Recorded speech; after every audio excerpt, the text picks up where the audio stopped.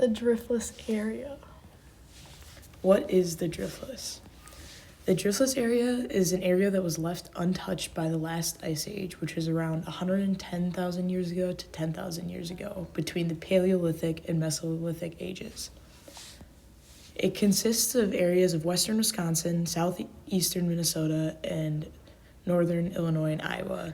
It's roughly 8,500 square miles. It is called the Driftlets since there's an absence of glacial drift, and it was unaffected by the permafrost from the glacier. There are high levels of biodiversity because of a varied topography which developed interesting vegetation, and it has impressive geological features such as caves, rivers, streams, forests, hills, and bluffs. Here's a video of the Laurentide ice sheet. As you can see, the area near where the Driftless is currently was never affected by the ice age. Since the area was never affected, it caused this landscape. The geological makeup.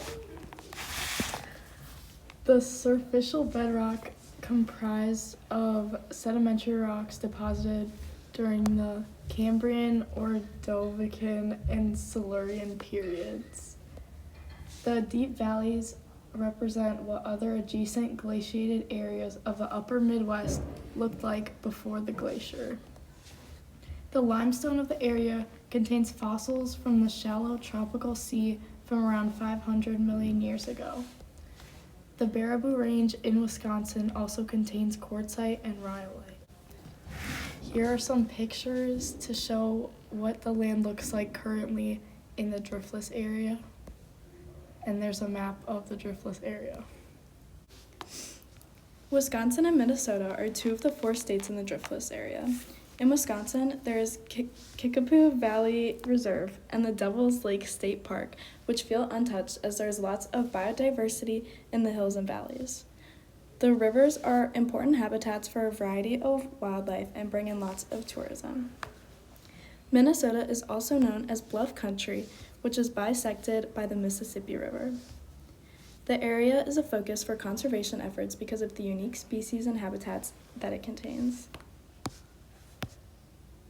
And that's a picture of the bluff in Minnesota.